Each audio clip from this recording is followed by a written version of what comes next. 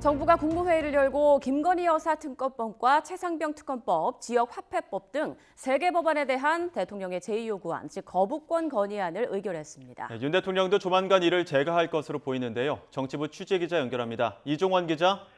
네, 이종원입니다. 네, 오늘 오전 한덕수 총리 주재로 국무회의 열렸는데요. 이 내용부터 전해주시죠.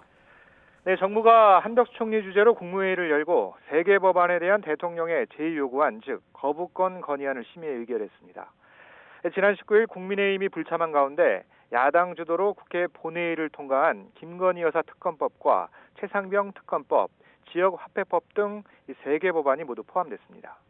한 총리는 회의 모두 발언에서 거대 양당의 입법 권력 남용이 계속되면서 정치는 실종되고 상권 분립의 헌정 질서가 위태롭다고 비판했는데요. 직접 들어보겠습니다.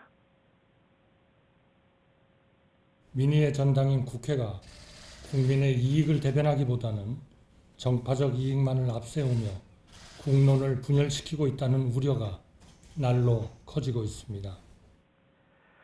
한 총리는 해당 법안들의 위헌성도 거듭 지적했습니다. 두 특검 법안에 대해선 이미 제1을 요구해 폐기된 법안을 다시 야당이 일방적으로 통과시켜 정부로 이송했다며 수사 범위까지 모호하게 만들어 위헌성이 한층 더 가중됐다고 평가했습니다.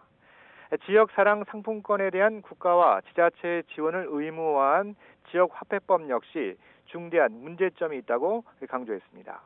지자체 자치권의 근간을 훼손할 뿐 아니라 정부의 예산 편성권을 침해하고 지자체 재정 여력에 따라 부익부, 빈익빈 현상을 초래할 수 있다고 우려했습니다. 한 총리는 제2요구권이 헌법상 대통령의 권한이기도 하지만 위헌적인 법률 등에 대해선 의무이기도 하다고 강조했습니다. 지난 19일 국회에서 처리돼 정부로 넘어온 법안은 15일 안에 처리해야 하는 규정에 따라 윤 대통령은 다음 달 4일까지 거부권을 행사할 수 있습니다.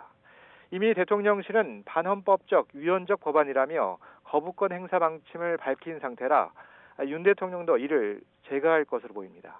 윤 대통령이 새 법안에 대한 제2요구안을 모두 제거하면 취임 이후 거부권을 행사한 법안은 24건으로 늘게 됩니다. 지금까지 정치부에서 YTN 이종원입니다.